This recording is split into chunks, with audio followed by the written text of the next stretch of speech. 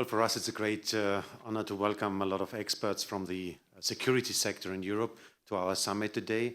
The summit, probably you know, is part of a bigger row of summits where we show that for a European People's Party, good policy starts with listening, with taking care about what the experts are telling us, and to have now experts on board telling us about the needs is exactly what we want to expect, what we are expecting for today.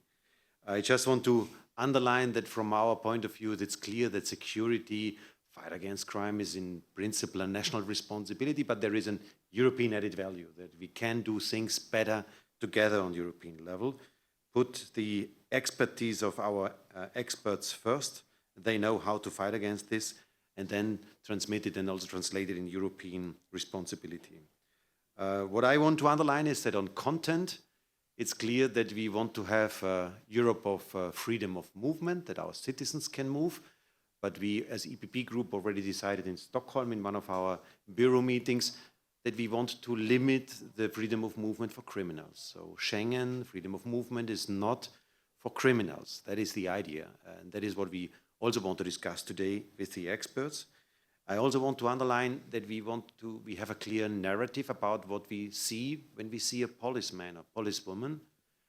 We see someone who is in the front line to defend our security. We honor them, we respect them. I think that's also important to show our full support, political support for those who are doing every day the job. And we also must protect those who are protecting us.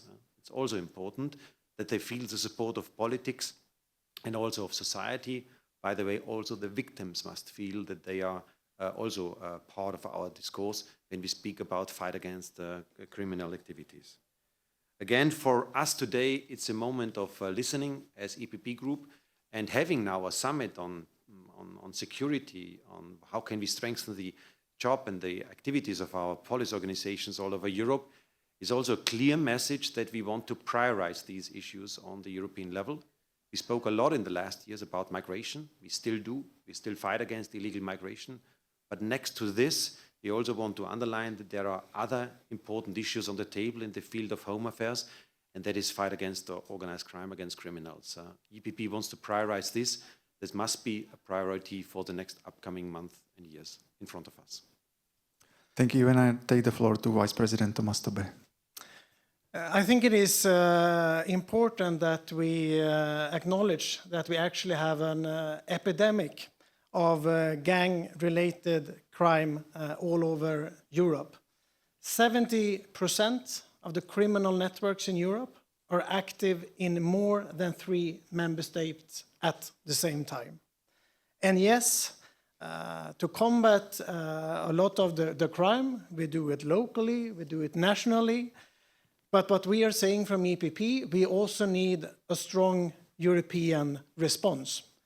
Because the criminal networks, they don't care about the boundaries that we have between member states. And it is clear that we need to do more.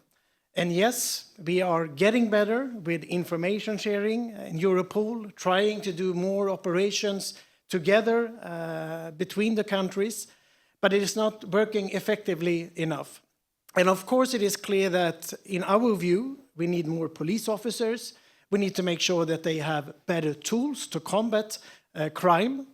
And of course, we need to make sure that we have funding, and we need a much stronger Europol, a more operational Europol.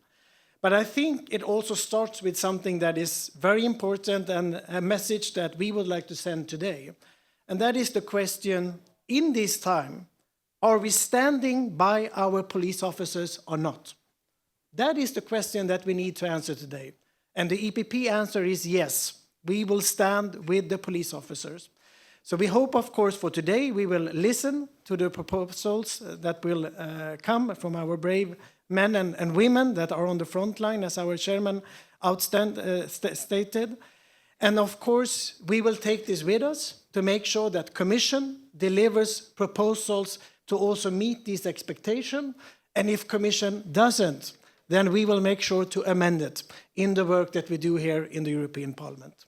Dolors.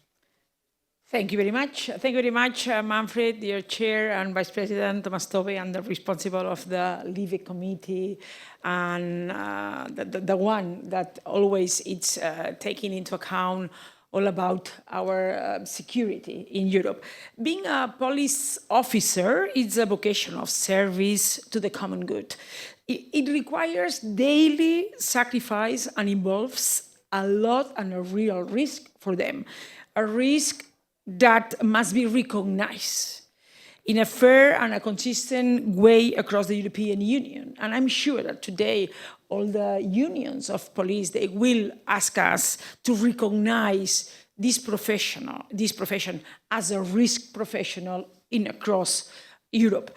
That is why the EPP summit today was necessary to make it clear that we, EPP, defend the official recognition of the risk inherent to the police profession as part of the European legal framework. And today I know that we are going to discuss too that every day are increasing the attacks against police. We saw it, for example, in Spain, in Cádiz, in Barbate, 2 Guardia Civils. They had been murdered for the narco-traffic gangs. So every day they are increasing the attacks against the police. So I'm sure that today the unions of police around Europe, they will ask us perhaps to start to think if we have to put these attacks against the police as a Euro crime.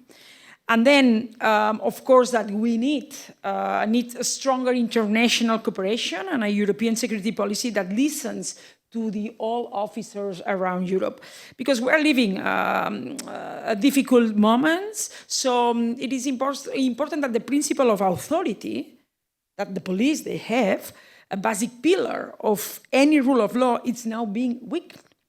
Attacks against the police office are increasing, and for me, the most dangerous thing it is that this kind of behaviors starts to be normal for the people. To attack this huge and important profession that is the police. So to attack those who uphold the law is to attack the law, order and democracy. And weakening the principle of authority is opening the door to impunity and leaving citizens unprotected. So to defend the principle of authority, it's in fact to defend our coexistence. So this is why from the EPP we say it clearly. Defending those who defend us and those who safeguard the application of the law is a moral and political duty. It is an act of justice, of respect and coherence with the values of our union. So I'm sure that we are going to have a rich debates today with all these unions, and I'm sure that we as EPP, we're going to continue to lead their protection here in the European Parliament.